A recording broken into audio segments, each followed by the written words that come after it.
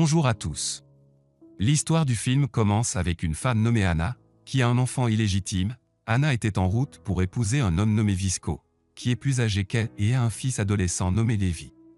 Pendant la cérémonie de mariage, la sœur de Visco nommée Fernanda se rend chez la fille d'Anna et lui dit qu'elle restera avec elle à la maison pendant un moment parce que sa mère part avec Visco pour leur lune de miel. Après cela, Visco, son fils Levi et Anna se préparent à prendre une photo de famille et il semble qu'Anna était heureuse d'épouser Visco car sa fille vivra avec une famille respectable et après cela, Visco et Anna dansent ensemble et font les préparatifs nécessaires pour se rendre à Paris pour leur lune de miel. Un des amis de Visco l'appelle et lui demande de l'accompagner dans la forêt parce que Visco est considéré comme le chef d'un groupe de voleurs qui volent des objets de valeur trouvés dans des tombes et pendant ce temps, Levi entre dans la maison parce qu'il pensait que Visco et Anna voyageaient pour leur lune de miel. Levi est surpris par la présence d'Anna, qui l'accueille, lui sourit et lui demande s'il aimerait qu'elle lui apporte un cadeau après son retour de Paris, mais Levi refuse et dit qu'il ne souhaite rien. Pendant ce temps, Visco et le groupe de voleurs tentent de voler des objets de valeur dans les tombes comme d'habitude et soudain, l'un des membres du groupe remarque la présence policière dans la région et demande à ses amis de s'enfuir rapidement et après cela, Visco retourne chez lui et entre dans une relation intime avec sa femme Anna. Le lendemain, Visco et Anna se rendent à Paris pour leur lune de miel comme convenu tandis que la sœur de Visco s'occupe de la fille d'Anna et Levi pendant l'absence de Visco et Anna et après plusieurs jours. Anna et Visco rentrent chez eux car Anna ne voulait pas être éloignée de sa fille pendant un mois entier. Après cela, Anna offre un cadeau à Fernanda et la remercie d'avoir pris soin de sa fille pendant son absence. Fernanda demande à Anna si elle s'est amusée à Paris.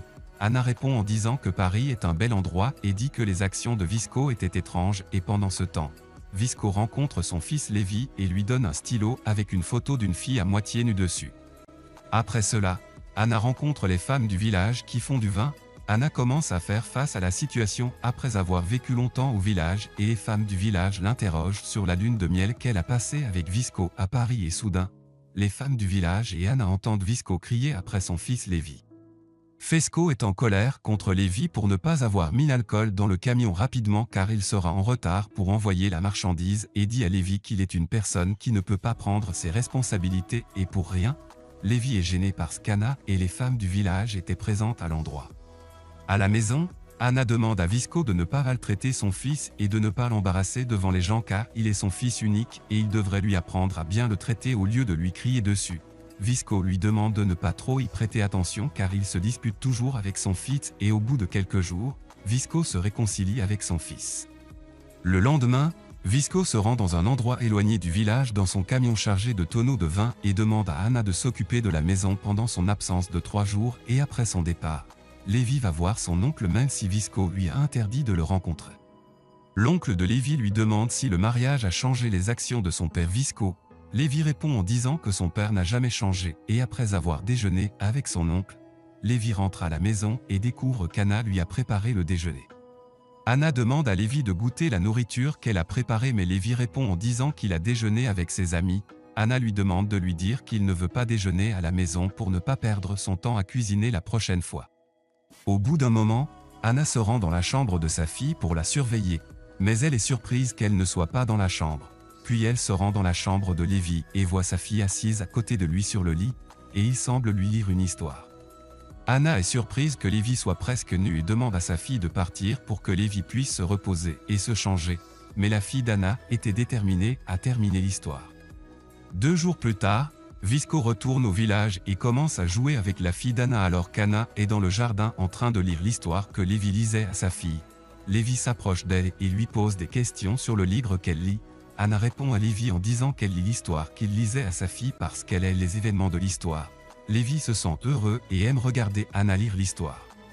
Au bout d'un moment, Visco interrompt Anna et Levi en tenant la fille d'Anna au-dessus de sa tête et soudain, Visco dit accidentellement un mauvais mot devant l'enfant et il semble qu'Anna était très en colère contre lui parce que sa fille lui demande la signification du mot dit par Visco. Visco s'excuse auprès d'Anna et l'invite à déjeuner ensemble dans un restaurant mais Anna est toujours en colère contre lui à cause de ses actions. La nuit, Visco va avec son groupe voler à nouveau les tombes, mais cette fois il creuse l'un des tunnels du cimetière et trouve une statue antique. Visco prend la statue antique de ses amis et leur demande de garder le silence. Le lendemain, Les enfants du village se rassemblent autour de Visco et lui demandent de leur laisser voir la statue antique. Visco se fâche et va voir Anna et lui demande si c'est elle qui a parlé à quelqu'un du statue antique. Anna répond à Visco en disant que les enfants ont entendu parler à sa sœur Fernanda. Lévi s'énerve contre Visco à cause de la façon dont il traite Anna et lui demande de ne pas voler les artefacts trouvés dans les tombes s'il souhaite ne pas être attrapé par la police. Visco se fâche avec Lévi et se bat avec lui pendant le déjeuner, ce qui se transforme en champ de bataille entre Visco et son fils et Anna essaie d'adoucir l'atmosphère. Mais Lévi est gêné et quitte la maison. La nuit, Visco appelle Anna et s'excuse auprès d'elle pour tout ce qui s'est passé pendant la période du déjeuner parce qu'Anna est contrariée d'avoir gâché la nourriture qu'elle prépare toujours et après qu'il l'ait calmée, Visco entre dans une nouvelle relation intime avec Anna.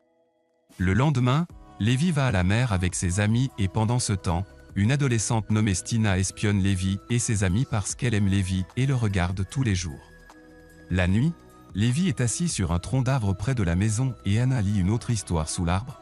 Lévi demande à Anna de monter à l'arbre et de s'asseoir à côté de lui mais Anna refuse et lui demande ensuite si elle le voit comme un ami ou un membre de la famille. Anna répond en disant qu'il considère son beau-fils mais Lévi répond en disant qu'il la considère comme sa sœur. Anna se sent en colère contre les paroles de Lévi et il semble qu'à travers ses actions, elle soit tombée amoureuse de lui sans ressentir. Lévi l'interroge sur le premier amour de sa vie. Anna lui répond en disant qu'elle aimait son cousin mais qu'elle ne pouvait pas lui avouer son amour parce qu'il a voyagé avec sa famille en Australie. Anna demande à Lévi s'il est en couple avec une fille ou s'il est tombé amoureux. Lévi rit et ne répond pas à sa question et le lendemain, Visco quitte le village dans son camion pour une autre ville et les femmes du village en profitent pour échapper à la vinification et commencer à jouer avec de l'eau parce qu'il faisait chaud. Anna éclabousse accidentellement de l'eau sur Lévi et après cela, Lévi rejoint les femmes du village et asperge Anna d'eau jusqu'à ce qu'elle soit mouillée et c'est la première fois que Lévi se rapproche d'Anna qui appréciait la situation parce qu'elle était proche de Lévi. Après cela, Anna, sa fille et Lévi jouent ensemble à l'extérieur de la maison et profitent du fait que Visco n'est pas à la maison et se libèrent pour jouer et après un certain temps, Anna reçoit la nouvelle de l'arrestation de Visco pour vol de tombe. Anna et Lévi vont en prison pour rendre visite à Visco, qui leur dit qu'il est confiant d'être libéré dans un jour ou deux car il n'y a aucune preuve contre lui. Lévi dit à Visco qu'il demandera de l'aide à son oncle, mais Visco lui interdit et l'avertit de ne pas demander de l'aide à son frère car leur relation est tendue et il est prêt à rester en prison sur la pitié de son frère pour lui. La sœur de Visco demande à ses amis d'aider Visco à sortir de prison mais ses amis avaient peur de la police et pendant ce temps, Visco pensait à un plan pour tromper la police pour sortir de prison mais se fait tabasser. Anna rend visite à Visco en prison et constate que les policiers l'ont battu parce qu'ils ne sont pas convaincus par ses paroles et lui ont demandé de dire la vérité. Anna se met à pleurer quand elle voit Visco avec plusieurs coups sur son corps. Après cela, Anna rentre chez elle et trouve une grande fête organisée par Lévi, qui lui dit qu'il a invité tous ses amis à la fête pour son anniversaire. Mais Anna a été bouleversée par ses actions car son père est en prison et Lévi fête son anniversaire et ne voulait pas se joindre à la fête et reste seule dans sa chambre. Après la fin de la fête, Anna essaie d'aider Lévi à nettoyer la maison et soudain, les deux commencent à se rapprocher et l'amour d'Anna grandit de jour en jour envers Lévi. Le lendemain, Lévi voit Anna debout et parle à un étranger et lui pose des questions sur la personne à qui elle parlait. Anna lui répond en disant que la personne à qui elle parlait est celle qui aidera Visco à sortir de prison mais Lévi se rend compte que cette personne est mauvaise et essayait de se rapprocher d'Anna et Lévi était inquiet et jaloux. Le lendemain, toutes les femmes du village ont commencé à faire du vin et pendant ce temps, Anna était dans la chambre de Lévi et essayait de l'aider à enlever quelque chose qui lui était entré dans ses yeux et soudain, Anna et Lévi se rapprochent l'un de l'autre et entrent dans une relation amoureuse pour la première fois et Anna semblait aimer la façon dont Lévi la touchait. Après la fin de leur première relation, Anna et Lévi ont du mal à dormir, mais Anna dit que Lévi agit mal avec elle et lui demande de rester loin d'elle et de laisser une grande distance entre eux. Mais Anna était le premier amour de la vie de Lévi et il répond donc à la question précédente d'Anna lorsqu'elle lui a posé des questions sur la fille qu'il aime.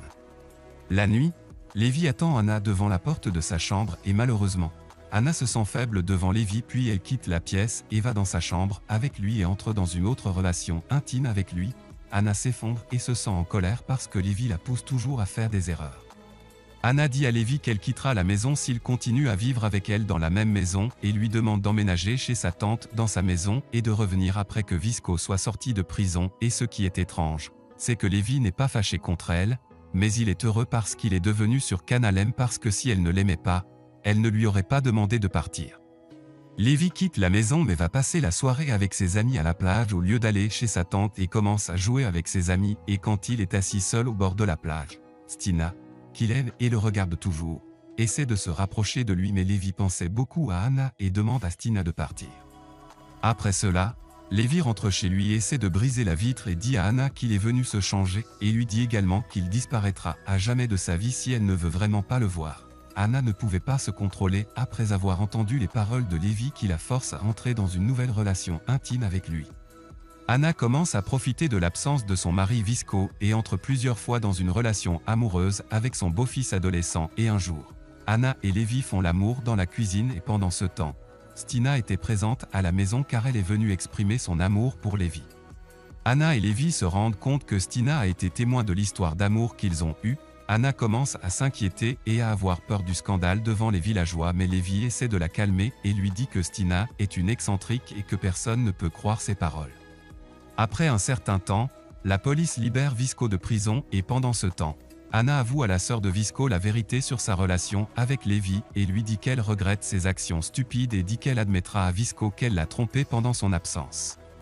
Fernanda se fâche avec Anna et l'avertit de ne pas dire la vérité à Visco car elle ruinera la vie de Visco et Lévi si elle dit la vérité à qui que ce soit et le même jour, Visco quitte la prison et se rend à la plage pour humer l'air de la liberté.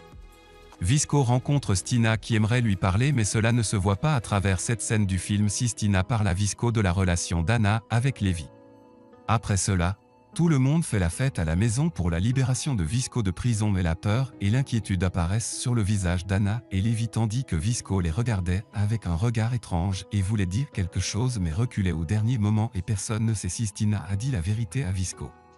Après la fin de la fête, Anna regardait Lévi dormir, puis elle lui a dit au revoir de loin et lui a avoué son amour pour lui et a décidé de sauver son mariage et la vie de sa fille et a essayé d'oublier sa relation compliquée et impossible avec Lévi et depuis ce temps, rien ne s'est passé entre elle et Lévi.